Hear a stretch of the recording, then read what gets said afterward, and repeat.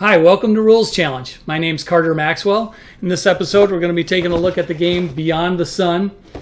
Now, in case you happen to be new to the show, this is basically just a test of your understanding of the rules of the game and your ability to apply what you've read to real game situations. I'll just run through a series of moves, and after each one, I stop and ask legal or illegal, and then I come back on and answer the question and give some explanation. Before we get into the rules challenge itself, a couple things I should mention. I'll be using the expert variant of the game. Now, the word expert usually suggests there's a lot of extra complexity that comes with that. I don't think that's the case at all here. So I don't see any reason to not just go with that variant right from your first play.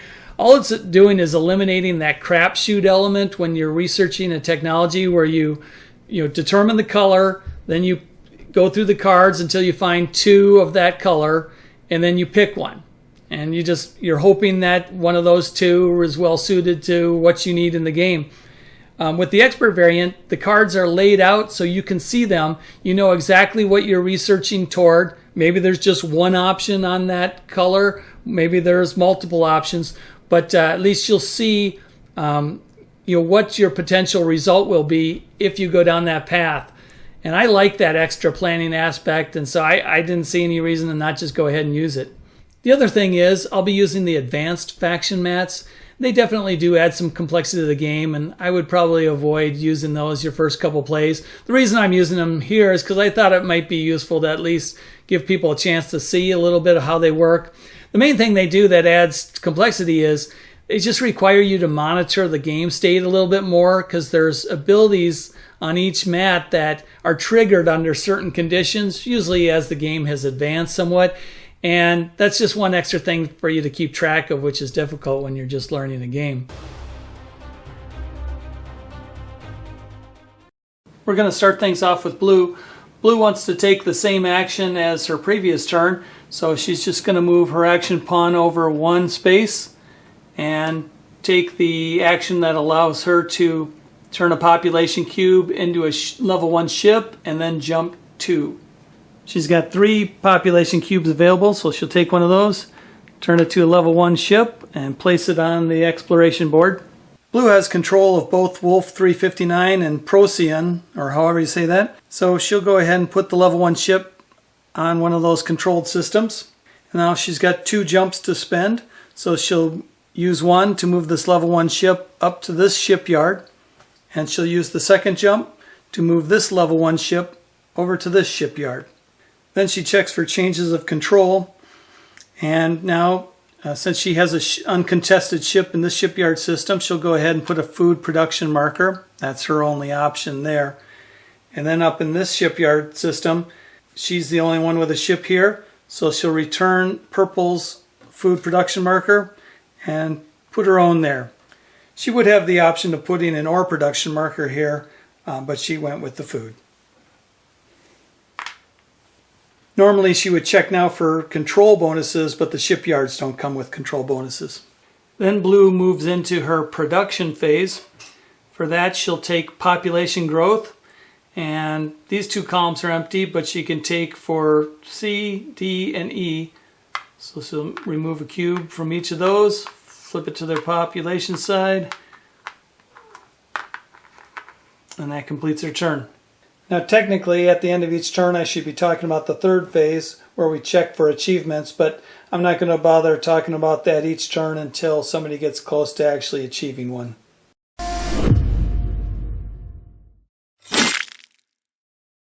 That move was illegal, and just for one reason. Blue introduced that new level 1 ship onto Procyon because she had a control marker there, but the only places you can introduce new ships are onto Sol or a shipyard system you control, and at the time Blue was bringing in that ship, she didn't have control of any shipyard systems. Now there's exceptions on several of the cards, I think, but with the basic spacefaring action, there's no special exceptions there. It's just Sol or a shipyard you control. One thing that might have looked illegal but is actually okay is that Blue had moved her action pawn just one space over and taken the same action as she had the previous turn. Sometimes people tend to think that you have to move to a different action. The rule isn't that you have to take a different action. It's that you have to move your pawn to a different open action space. So in this case, one space over on the same action was available, so blue was fine to move there. Same is true on all these other basic space varying actions. One thing I should mention here is just a mistake I've sometimes seen made is people will sometimes, when they're taking population growth, fall into just counting how many they have exposed. So they'll think, oh, 1, 2, 3, 4, 5, I get 5 supply cubes, and they'll convert those to population. But remember, these are all tied to the columns above them. So when blue took her population growth, there was nothing in the A column, so she got nothing for that. Nothing in B column, got nothing for that. So she just got for C, D, and E. And now next turn, if she were to take population and growth again, this isn't refilled, she wouldn't even get 1 for D. Now it's Pink's turn. He'll move his action pawn from modular fleet over to terraforming and take the colonization action. So he'll have to spend 3 ore and a population cube in order to colonize the system. He'll pay the 3 ore, and he'll pay the population cube by turning it to the supply side and putting it in the rightmost open space. Purple wants to colonize D in lots of numbers. So first he'll verify that he's eligible. Yes, he has control. Yes, he has military matching or exceeding the military defense of the system. So he'll settle that much in ship power, so he'll have to return this level 4 ship to his faction board. Then he'll exile any excess ships or opponent ships to deep space. He'll take that system card and he'll refill that slot with a B system. He'll put that system card and control marker next to his faction mat, and then he'll add a second food production marker to the card. And then he'll gain the colonization bonus. This one says, repeat the immediate bonus of any level 2 technology. The eyeball means revealed level 2 technology, even if you do not have the technology. So purple looks over the level 2 technologies. A couple of them don't even have immediate bonuses. He likes the look of the one on space-time anomaly studies, though, that allows him to jump 2, so he'll go ahead and take that bonus. For the first jump, he'll move this level 1 ship from deep space up to Tau Ceti. And then for the second jump, he'll just skip that because he likes the position of his other ships.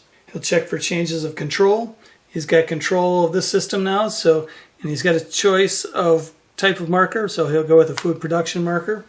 And then he'll check for control bonuses. And this one says, you may move your rightmost supply cube to supply column A.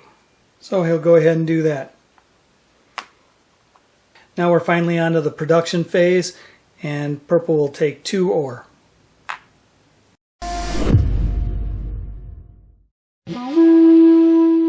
There was an awful lot going on that turn. That's just the way colonization actions can be sometimes. It can be just a cascade of changes to the board. Just a note about when purple paid that population cube. Remember, it's always got to go to the rightmost open space. Now this one has opened up for later actions, but that's, at the time, C column had the rightmost available space, and that's where you need to move it to. It's an easy mistake to make, to just flip it over and just pop it into a column on the left without really thinking about it. The main thing I was trying to show in this example was just that resolving colonization action in the proper order matters. There's a tendency to just assume that, oh, let's let a player finish everything up, then, at the end, refill the system card slot. But as we saw in this case, sometimes there's bonuses that would allow a player to take a movement as part of resolving that colonization. So you want to get this refilled as soon as you remove the card they just colonized, so that in case they have a bonus that allows movement, that system's already there, ready to be moved into. Also, you might have noticed when purple had 2 jumps that he was allowed to take, but he only took 1 to move that level 1 from deep space to Tau Ceti and didn't take the second one. And sometimes people think that you're required to take all the jumps, but that's not the case. But I'll have more to say on that in another example. One more thing I want to point out before we move on to the next example. Notice a slight discrepancy in the way the information presented between these two cards. Terra Nova Cruiser says pay 4 ore plus 1 population cube. Terraforming says pay 3 ore plus nothing, and then it shows a population cube. Dennis Chan has acknowledged that that was just a mistake or an oversight. This one should have a 1 in front of it too. So you can read this as being pay 3 ore plus 1 population cube. Now it's Orange's turn. He'll move his action pawn down to the basic spacefaring tile. And that's the action where you can pay 2 ore to research a level 2 technology. He'll pay the 2 ore and then take one of his population cubes and he'll research mass cloning. That comes with an immediate bonus. You can automate 1 food production and convert 1 supply cube into a population. So I'll move one of his food production markers up to the automation track and take the leftmost supply cube, flip it to the population side. For his production phase, he'll take 3 ore.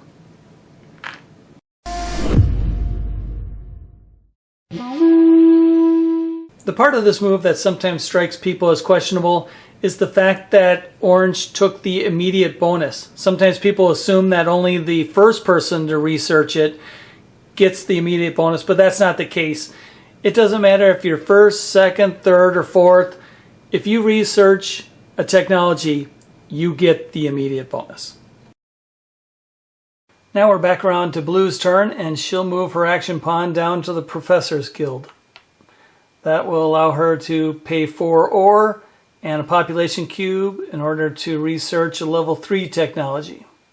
Before we go any farther on Blue's turn, I want to point out that last turn, by placing those 2 food production markers, she actually unlocked her B special faction ability, which is called Android Exchange. What that does is, as long as she keeps that marker exposed on her population growth track, she may pay population cubes as though they're ore at a 1-to-1 ratio. In this turn, she's going to do a little of both. So for the Professor's Guild action, she has to spend 4 ore. So she's actually going to spend 1 regular ore, and then she's going to spend 3 of her population cubes as ore. So she'll flip those to the cube side, and then put them in the rightmost open spaces on the supply columns. Then she also has to pay a population cube, just a regular population cube, so she'll do that as well. So now Blue can research a level 3 technology. Looking at the board though, she's not seeing a lot of options. She's only got 2 level 2s research, space-time anomaly studies here, and mass cloning down here. Down next to mass cloning, this level 3 tech requires 2 connecting level 2 technologies, and this one hasn't even been researched yet. Up here though, her population cube is connected to this one. That requires 2 connections, and both of those have been researched. So she's going to place her population cube here and reveal that event. This event says remove a tier 2 guild cover tile below the basic spacefaring box. Each faction can now access the uncovered guild action. She gets her choice between removing the Technocrats Guild cover or the Metascience Guild cover. She'll go ahead with the Metascience Guild because that allows researching level 4 technologies, which she's hoping to do soon. This event card also says keep this event card in front of you for 1 victory point. So Blue will just keep it next to her faction mat to score at the end of the game. Now we come to the first thing in our examples that relates to the expert variant. Now that Blue opened up the option of researching level 4, we need to fill up the level 4 row on the technology grid. So start by looking for a blue card, and we've got one right from the get-go, so that goes there. Then we're looking for a green card. That one will end up going to the bottom of the pile. There's a green card. Now we're looking for a yellow. That one goes to the bottom of the pile. There's a yellow. Now we're looking for a red. That goes to the bottom of the pile. Still looking for a red, and there's a red card. So our row is filled. Getting back to the business of Blue finishing her turn, she now has to fill this slot with a technology, and she looks at which ones connect, and she can choose either a yellow or a red. As it happens to turn out, every single one of these cards has either red or a yellow on it on the left side, so she could take any one of these four. She'll go ahead and take the Stealth Terraformers though and put that in the technology slot. That card does not come with an immediate bonus, so she'll move on to her production phase. For that, she gets to take a cube from C, from D, and from E.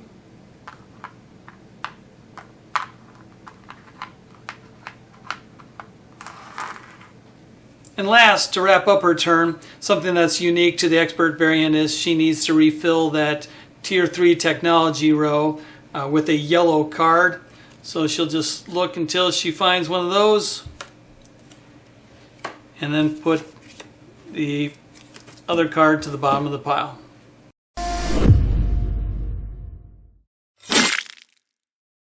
That move was illegal because blue had only researched one of the two prerequisites. And now if you notice that, you're probably thinking, that's obvious, stop wasting my time.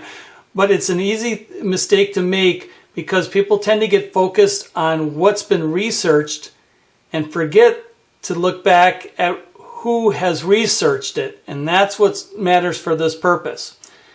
Blue isn't able to just borrow this technology from purple. She needs to have researched both of these in order to make these connections and research this level 3 technology. Now we're on to purple's turn. He's going to move his action pawn down to narrow beam lasers. With that one, he'll spend 1 ore to turn 1 population into a level 2 ship and then jump 3. He'll first pay the 1 ore, then he has to take a population cube, turn it into a level 2 ship. Then he's got to decide where to place it. He'll put it on the shipyard he controls. Now he has 3 jumps to spend, so he'll take this level 2 ship, 1 jump now down to Wolf, and then one of the level 1s, 2 jumps down to Wolf. Now that movement's done, he'll check for change of control. He brought 2 new ships into Wolf and no one else is there, so he'll replace that blue control marker. He could choose either one. He'll go with food production. He had moved a ship out of AD Leonis, so he needs to double check that for control. And everybody is now tied there, so he'll keep his control marker. He also vacated the shipyard system, but no one else had a ship there, so he'll keep his control marker there as well. That completes the action, so we'll move on to purple's production phase, and he'll opt for population growth. So he'll take one from the A column, C, D, and E.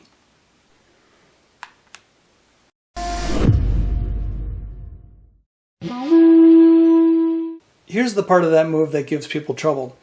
There's a bullet point in the control section of the rule book that's worded in a way that suggests that if when you leave a system, all the remaining powers are tied, you would lose control. But that's not how it's meant to work, and Dennis Chan has clarified that. That bullet point is meant to show what would happen if the remaining powers exceeded yours but were tied. Then you would lose control, but they would not take over control. In the case we had here though, purple was one of the tied players, so his control marker would not come out of that system. Alright, we're moving on to orange's turn, and he'll move his action pawn to mass cloning. This one says, choose up to 2, any order must be different. The 3 options are gain 2 ore, spend 2 ore to convert 2 supply cubes to population, and the third one is to research a level 1 technology. Orange will choose A and B, so first he'll gain 2 ore, and then he'll immediately spend them to convert 2 supply cubes to population.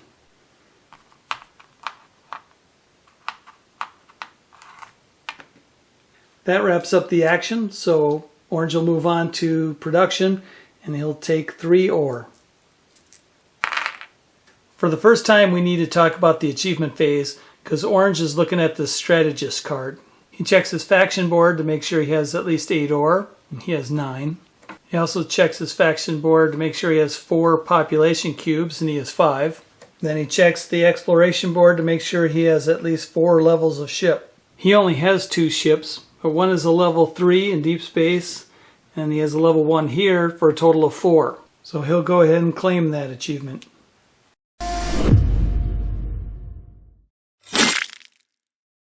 That move was illegal because Orange was not interpreting the Strategist card correctly. The 4 here indicates quantity, not levels. Compare that to a card like the Modular Fleet that shows levels within the cube icon. When it's outside, like in this case, that's quantity. So in other words, Orange needed 4 separate ships, not just 4 levels of ships. Also, just something I wanted to point out about the mass cloning card.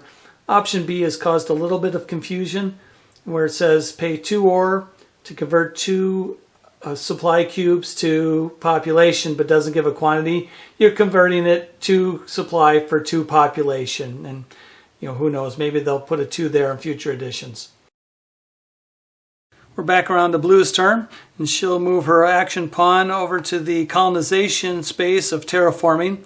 And as we've seen before, that requires payment of 3 ore and a population cube. So Blue will pay those costs, 3 ore and 1 population cube, turned back into supply and placed in the rightmost open column. Blue will colonize Procyon. First, she'll verify that she's even eligible. She's got a control marker there, and the minimum level of military power is 4, and she has 4 levels of ships there. Then she'll return those ships to the supply columns of her faction map.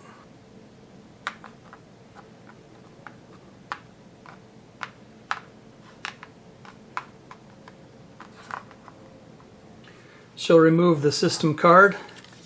Then she'll draw another A system card and refill that slot. She'll place that near her faction mat. Then she adds a second production marker to the card. She can go with either type, so she'll add a food production marker. And then, in fact, she'll decide to replace this ore production marker and put another food production marker out there. Now she takes the system bonus, and it says she gets to draw the top card from the level 2 technology deck as your private technology. So she draws the top card from the level 2 technology deck, puts it down as her own technology. Then she takes the immediate bonus. It says to automate 1 food production, but bad luck for her, she had actually just cleared that track a moment ago. Then she'll move on to the production phase where she'll take population growth. She'll get 1 supply cube from columns B, C, D, E, and F. Flip them to their population sides and move them over.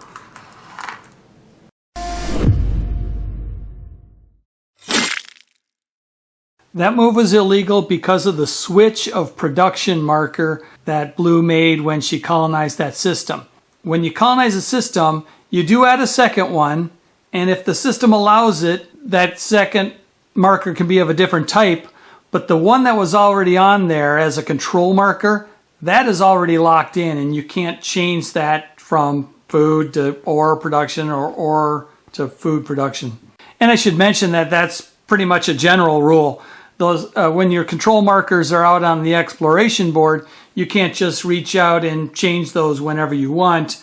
The only way they would be changed is if there's a change of control, you lose the marker, and then later you regain control of the system and put a new marker on, then yes, it could be a different one than was there previously. And again, that's if the system allows it. It's now Purple's turn. He's going to move his action pawn up to Quantum Data Exchange. That will allow him to copy any research type action, even if you do not have the technology. He sees that mass cloning is a research type action, so he'll go ahead and copy this one. First, he'll choose option A and gain 2 ore. The card says he can choose up to 2 of these, but he's going to pass on doing either B or C because he really needed the ore, not the population cubes, and he's already researched all of the level 1 technologies. So he'll move on to his production phase. He'll take ore production. That'll give him 2 ore.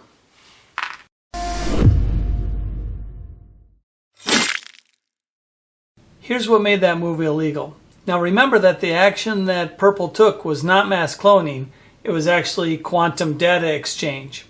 And that card says you can copy any research type action.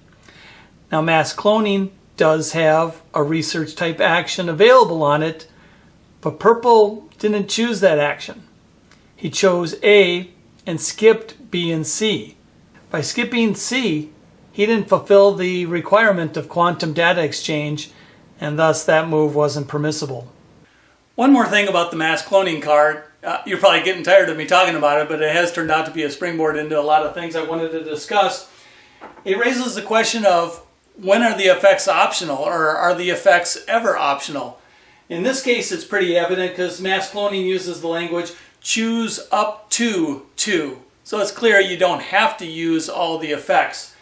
And we talked about it earlier with jump effects, where you don't necessarily have to use all of them. You know, like one card, terraforming, there's an action for jumping 4, and that's basically up to 4. You don't have to use all of them. It's not all that common that, besides jumps, that someone wouldn't even want to use all the effects. Probably more common would be if somebody wants to take an action and one of the effects they're not able to implement, and it's not clear if it's even legal for them to take the action at all. So I'd make sure you're really familiar with the section of the rulebook on optional effects, and that covers that in detail so you know exactly the situations when you can forego the effect of an action. Well, that wraps up the rules challenge. Thanks for joining me. For upcoming episodes, I think we're probably looking at terraforming Mars and Root. So if you're interested in either of those, be sure to subscribe, and hope to see you next time. Thanks.